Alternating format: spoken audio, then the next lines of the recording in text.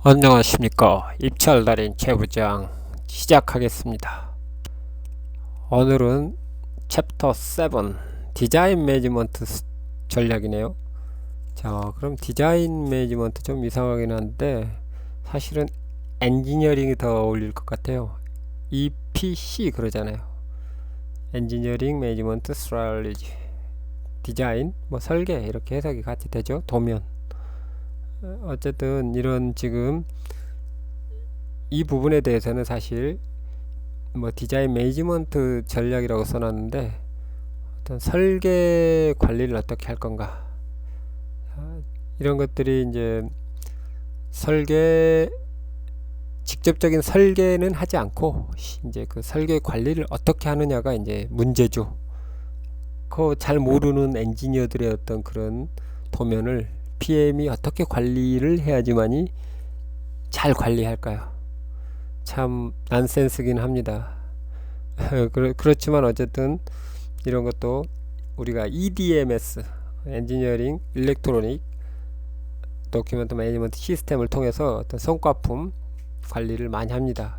설계 엔지니어들이 어떤 이런 성과품을 잘 뭐 구매 쪽에 시공 쪽에 빠짐없이 레이티스트 버전을 잘 전달해 주는 역할, 이런 것들도 중요하고요. 그 다음에 뭐 PM보다는 이제 여기서 중요한 게 EM이 중요한 것 같아요. 엔지니어링 매니지먼트. 뭐 사실 세부적인 어떤 능력은 EM, PM도 뭐 EM을 거쳐서 가는 PM들이 있습니다. 어떤 테크놀로지, 설계에 대한 테크놀로지를 관리할 수 있는 능력이 사실 있어야 되는데, 이런 것들은 설계 엔지니어가 이제 좀 관리 쪽으로 사이드로 빠지면서 엔지니어링 매니지먼트를 담당하게 되는 거죠. 자, 어쨌든 넘어가 보겠습니다. 입찰 단계에서는 이러한 어떤 설계 성과품에 대해서 뭐 러프하게 피드가 어떻게 구성되어 있는지, 라이센서 드로잉이나 이런 것들이 어떻게 구성되어 있는지, 이런 것들을 좀 PM이 잘 알아야 돼요. 그래야지만이 이제 이런 피드 내용을 보고 엔지니어들에게 이제 업무를 줄 수가 있는 거죠. 어디까지 디벨롭을 해서 우리가 제출해야 된다. 피드가 이 정도 된 피드는 한 80% 정도 기존에 비해서 너무 뭐 피드가 좀 잘 돼 있다 안 돼 있다 이런 걸 판단해서 상황에 따라서는 PM이 외주를 좀 더 많이 줘서 좀 더 자세하게 설계를 한 후 그 물량 같은 걸 뽑아야 되는 경우도 있고요. 뭐 상황에 따라서 뭐 피드가 너무 잘 돼 있으면 그 상태로 바로 물량을 뽑고 이러한 것들을 이제 돈을 뭐 할 수도 있습니다. 이런 것들을 미리 PM이 확인하고 엔지니어들에게 잘 지시함으로써 이제 입찰 동안에 뭐 금액도 뽑고 뭐 할 수 있습니다. 그리고 라이센스도 상황에 따라서는 엔지니어링 입찰 단계에서 라이센스 파일이 없다 그러면은 뭐 라이센스도 직접 소싱해서 뭐 함께 가야 됩니다. 자, 그 다음에 EPC 컨트랙트 설계 역무를 확인 잘 해야 되고요. 뭐 이게 조인트 벤처다 뭐 이렇게 하거나 이러면, 그렇지 않으면 또 패키지가 여러 개로 쪼개져 있거나 이러다 보면은 굉장히 이제 스코업이 이게 우리의 역무인지 아닌지 어디에서 잘렸는지 굉장히 헷갈릴 수가 있어요. 이런 부분을 얼마나 빠르게 잘 정리하느냐가 PM의 능력이죠. 그렇지 않으면 이제 막 헤매요. 시간도 많이 걸리고 악유도 많고요. 어쨌든 이러한 것들을 잘 관리해 주면 됩니다. PM은. 그 다음에 설계 절차서는 발주처의 절차서를 확실히 이해하고 작성했는가. 하여튼 설계 좀 말은 이상하지만 약간 이런 부분은 좀 이런 이슈보다는 제가 사실은 좀 더 이렇게 좀 수정하고 싶은 내용들이 많이 있네요. 어쨌든 디자인 매니지먼트 설계를 뭐 관리하기 위해서 외주를 우리가 외주로 설계를 얼마만큼 줘야 되는가, 우리가 직접 설계할 수 있는 건가? 그렇지 않으면 뭐 외주로 처리하는 게 유리한 건가? 그렇지 않으면 뭐 설계를 그 나라에서 하는 게 맞는가? 본사에서 해서 그 나라로 가지고 가는 게 맞는가? 뭐 하여튼 이런 것들, 로컬에서 또 직접 설계를 뭐 인도나 이런 제3의 업체를 잡아서 하는 게 더 가격적으로 유리하는가? 차라리 이런 내용들이 더 낫겠네요. 어쨌든 뭐 이런 것도 한번 읽어봐 주시고, 마지막으로 설계 중요 시스템을 잘 활용했는가. 사실 입찰 단계에서는 설계 중요 시스템들을 잘 활용하지 못해요.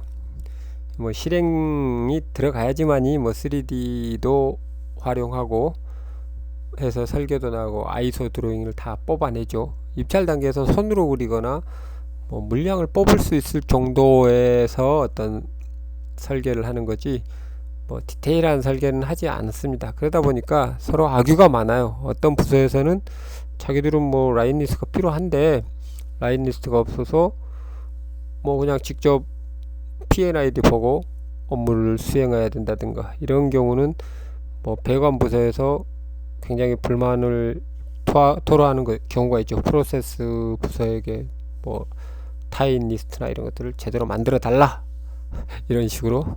자, 어쨌든 이런 부분도 PM이 잘 디자인 매니지먼트를 잘 해야 됩니다. 그러다 보니까 이건 세부적인 어떤 전문적인 부분이다 보니까 가끔은 PM들도 좀 이해를 못해서 이렇게 조금 헤매는 경우도 있어요. 그런 부분에 대해서는 어쨌든 잘 코디네이션을 할 수밖에 없습니다. 그 다음에 또 한번 넘어가 보겠습니다. 설계 어떤 엔지니어링 매니지먼트의 어떤 현장 수행 현장에서는 이런 입찰에서 작성한 내용을 수행 시 정확한 스케줄을 파악 후 공사에 반영한다. 뭐 이런 것들도 있네요. 그 다음 두 번째, 설계 절차서는 발주처의 절차서를 확실히 이해하고 작성했는가. 또 사실은 하여튼 설계 절차서가 엔지니어링 매니지먼트 플랜, 익스큐션 플랜 이런 것들을 얘기할 거예요. 엔지니어링 익스큐션 플랜에 들어가야 될 것들이 많이 있죠. 설계에 대한 어떤 타이틀 블록이나 어떻게 해야 되는지, 엔지니어링 도면의 넘버링은 어떤 식으로 가야 될지, 뭐 어떤 엔지니어링 스트래티지나 어떤 그 부분의 전반적인 엔지니어링 익스큐션 플레이나 이런 거에 정말 많이 있어요. 근데 이런 것들을 제대로 뭐 보고 가지 않다 보면은 조금 문제가 있기 때문에 이런 부분에 대해서 잘 확인하고 현장에서는 가는 게 좀 필요합니다. 세 번째, 설계 중요 시스템을 잘 활용했는가. 또 이거 나와 있네. 3D 시스템 적용은 회사마다 구현되는 내용이 다르고 발주처가 요구하는 내용이 다르다. 입찰자는 명확히 이해를 하고 절차서를 만들어야 한다. 자, 이런 것들은 사실 경험이 있는 분들도 있을 겁니다. 3D 시스템을 잘못 발주처와 협의했다가는 아주 그 프로젝트 망할 수도 있습니다. 과거에 우리가 1인치 이하에서는 뭐 설계를 3D로는 설계도 하지 않을 뿐더러 뭐 그러는데 모든 라인을 설계해야 된다, 뭐 이런 식으로 주장한다든가, 과거에는 뭐 트레이에 올라가는 전기 라인들, 전기 와이어링 이런 것들은 별로 하지 않았는데 3D 프린터를 이용해서 트레이 위에 전기선도 표현해라, 뭐 이러면 이거 뭐 날 새는 겁니다. 이제 3D 할 수도 없을 뿐더러. 과거에는 그런데 요즘은 좀 더 이제 나아졌긴 하지만 어쨌든 그런 것들을 잘 이해하고 발주처와 IT는 한마디 잘못했다가는 그냥 골로 갈 수가 있습니다. IT. 그러니까 IT 부분에 대해서는 그 IT 절차설 PM이 정확하게 우리가 정말 구현할 수 있는지 이걸 반드시 좀 알을 필요가 있어요. 근데 대부분 모르죠. 왜? 건설 회사에서는 IT 부분에 대해서는 약점이 많이 가지고 있어요. 그래 너무 많은 시스템도 많고, 당연히 뭐 배관 팀이 아닌 이상 3D 시스템을 써볼 일도 없고요. 그 다음에 프로세스 팀이 아닌 이상 프로세스 시스템을 써볼 일도 별로 없고요. 뭐 이런 어떤 어려움이 있죠. 뭐 스케줄 시스템, 스케줄 팀이 아닌 이상 뭐 프리마벨라를 뭐 써볼 일이 없죠. 자, 뭐 이런 식으로 굉장히 어떤 굵직굵직한 시스템들이 있는데, 이런 것들을 다 PM이 이해하고 어떤 발주처에 PT를 한다거나 이런 것들이 어렵고요. IT 엔지니어도 마찬가지예요. IT 엔지니어로서 설마 어사인 되더라도 뭐 IT 엔지니어가 설계에 대한 내용들을 다 알지는 못하죠. 그러다 보니까 이런 것들이 상황에 따라서 굉장히 중간중간에 공백이 많이 생깁니다. 저는 사실 제가 20년 전부터 프로그래머를 하고 뭐 DBA부터 시작해서 많은 IT 자격증도 따고 뭐 PM 파트에서도 있고 스케줄 파트에서도 있었고 뭐 하다 보니까 전반적으로 전체 IT팀을 보는 능력이, 탁월한 능력이 생겨서 제가 IT 매니저도 했고, 뭐 특수한 뭐 CMMS 시스템도 제가 중동에서 직접 컨트롤 했던 경우도 있는데요.